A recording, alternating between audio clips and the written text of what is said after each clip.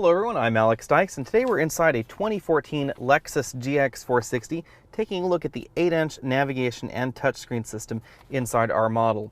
Now, navigation is not standard on the GX 460. It is available in certain option packages. However, the 8-inch touchscreen is standard, as is the Lexus Enform App Suite and the HD Radio, Traffic, and Weather Suite, and the Bluetooth phone system as well, is also standard. The system should be fairly familiar to you if you've used any recent Toyota or Lexus products. They share the same software in essence. The design themes are a little bit different between the Lexus products and the Toyota products. However, the GX 460 is more similar to the Toyota line because it still uses a touchscreen, and the rest of the Lexus lineup, for the most part, has gone to the Lexus Remote Touch Controller, which is sort of a joystick-like controller in the center console.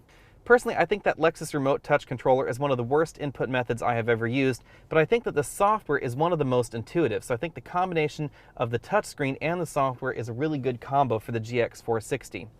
We're starting out here on the home screen, and it is divided into 3 sections in our particular model. You can change that by clicking right up there and choosing what you'd like to show on the home screen. So you can change the layout here between a 2-screen, 3-screen views, and either 2 modules on the left and 1 module on the right, or, the other way around.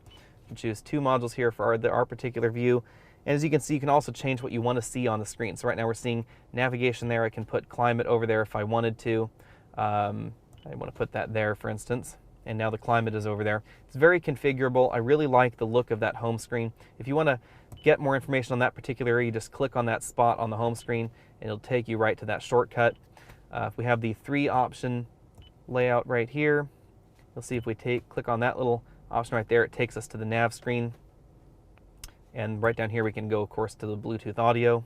Let's take a greater look at this audio screen right now. Right now you can see that we're on the Bluetooth input method, and what I really like about this software system is that it is one of the newer and more advanced Bluetooth interfaces. You can see my iPhone is not connected physically at all to the system, but I can click this browse button right over here and I can browse my playlists right via this screen via Bluetooth. Not a whole lot of systems allow you to do this these days. It is something that more and more systems are starting to do, but certainly none of the entries that I have seen recently in the luxury space will do this. iDrive won't do it, neither will Mercedes Command, so it is relatively unique. We do get album art if our device is connected via USB. Now, speaking of USB, the system is capable of charging high-draw devices like this iPad that I have connected right here. But if you are an iDevice user, you should know that there are some problems with the iDevice interface in iOS 7. If I click over to my iPad, which is connected, you'll see that it now says audio player disconnected. Although it is still playing. It will play for a short while, and then it will go to, as you can see, the audio off right there. And that's because there seems to be a bug with this system and iOS 7. I've seen a number of complaints on forums, but I haven't really heard anything official as to when Lexus or Apple will address this problem. Not really sure whether it's Lexus or Apple that needs to address the problem, but it is something you should keep in mind. Didn't have any problems using this system with USB or other input methods. We, of course, also have AM/FM, satellite radio, and we also have app integrations, again via that smartphone interface for iHeartRadio, Pandora, etc. We have a single slot CD player, USB input, auxiliary input right there. If we move over to the far side, we have 1 single AV input as well. The only downside to using the Bluetooth audio interface over the USB cable on your iDevice or other media device is that you can't voice command particular songs, artists, or playlists like you can if it's connected via the USB. So that is one thing to keep in mind. If we move on over to the Nav tab, you'll see we have a fairly responsive nav interface. It's very much like the rest of the Toyota and Lexus products. We have various views for the system. We can have a 3D view, you can have a 2D view. You can see we have the HD traffic on this system.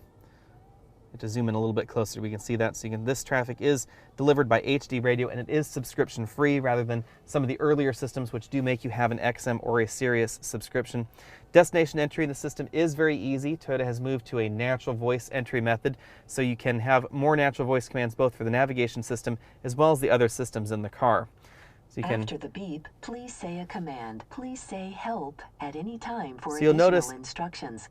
So you'll notice we can also launch apps, we can call the destination assistant, we can find nearby McDonald's, things like that. You can actually just say find nearby and then give it a point of interest. If it's in the database, it will take you there. It does make interacting with the system a lot easier.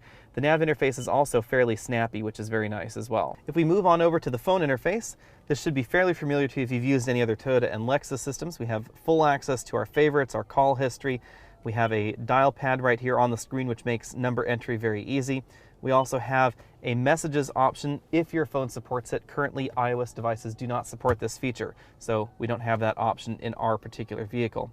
If we click on over to the Info and Apps screen, we'll move over to the Lexus App Suite first. This is where you'll find all the various apps for Lexus Enform. We have Bing, so we can Bing search the internet, iHeartRadio, movietickets.com, OpenTable, Pandora, Facebook Places, etc. Not quite as fully featured as iDrive as far as Facebook interaction, but it is very good. Pandora also works very well. We have sport quotes, stocks, fuel guide as well. We also have a fuel consumption screen, which tells us how horrible our fuel economy has been in our GX 460. This is not a terribly efficient vehicle, so do keep that in mind. We can find traffic events. We can just get a list there. We also have a new predictive traffic feature in the Lexus Enform system, which allows you to see what traffic would be like in 15 minutes from now, 30 minutes from now, etc. So you can ratchet this on up and see how good or how bad the traffic will be. You can also move the map around to see what it's like. For instance, up here in San Francisco, we can see what that's going to be like in 30 minutes. We can see how ugly that will be. Unfortunately, we don't have a signal there yet, but we can see what it's like over here in the East Bay. It is kind of a handy feature. Not exactly sure how accurate that is. It did vary day by day. Some days it looked a little bit more accurate than others, but it is kind of a handy feature. Weather is also delivered free via the HD signal. We can see current weather, recent locations, national cities, etc. We can see a 3-day forecast or a 6 and a 12-hour forecast, so we can see what it's going to be like here in the next few days. Lexus Insider is an interesting feature. We don't have any messages to display right now in the system, but basically it downloads canned voice recorded messages from Lexus about your vehicle right here, and you can play them inside the car. If we go over to the setup screen, you can see we have a wide variety of vehicle setup features available in the system. The last setup option is probably one of the most important options to know, and this option allows you to download the data for your weather and your traffic via either the HD signal or your mobile phone. So if you're in an area where you don't have HD radio, you can still download the traffic and weather updates right there via your mobile phone, which is a very handy feature. It definitely separates this system from some of the competitive systems out there on the market. Overall, this 8-inch touchscreen system is one of my favorites out on the market, especially because this has the touchscreen interface rather than the Lexus remote touch controller.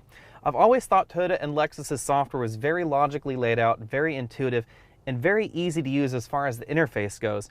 Rather unfortunately, I've just never cared for that Lexus remote touch controller, and I find the software is much easier to use when you can just look at the option and then go ahead and stab at it on the screen. It's much easier to interact with rather than dealing with that remote touch controller, which I find just a little bit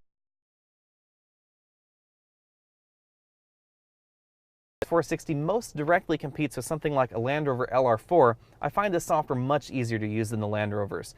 The Land Rovers may have some slightly more modern looking graphics, but overall that system is just very sluggish, very slow to change screens. Don't find it very intuitive at all. And the all-around camera systems in that LR4 screen really look something like the 1990s grafted into a more modern interface. That's definitely not going on in this GX 460. It's difficult to compare this to some of the other entries on the market. This is not quite as fully featured as Mercedes Command, but it's much snappier and it's easier to use. I think that BMW's iDrive is still my favorite system overall on the market, but this isn't too far behind. In terms of direct competition for the Lexus GX 460, I might throw in Chrysler's Uconnect because you will find that in the Jeep Grand Cherokee Summit, and that system reminds me an awful lot of this. It is very fully featured, it's very snappy, very easy to use, but it does have a slight lead on this in terms of feature functionality as well as in terms of reliability and interaction. It definitely doesn't have the same problems that I experienced with this system with iDevices. Thanks for taking the time to watch this video. Again, I'm Alex Dykes, and this has been the 2014 Lexus GX's infotainment system. Go ahead and click that subscribe banner at the bottom of your screen so you can be updated on all of our latest videos. Also, be sure to check out the full review on the 2014 Lexus GX 460. This should be coming up in the next day or so, depending on how soon I get the video files all edited and together. You can also email your questions to alex@alexonautos.com. You can find out what vehicle I'm testing this week at facebook.com/alexonautos, and I'll see you next week.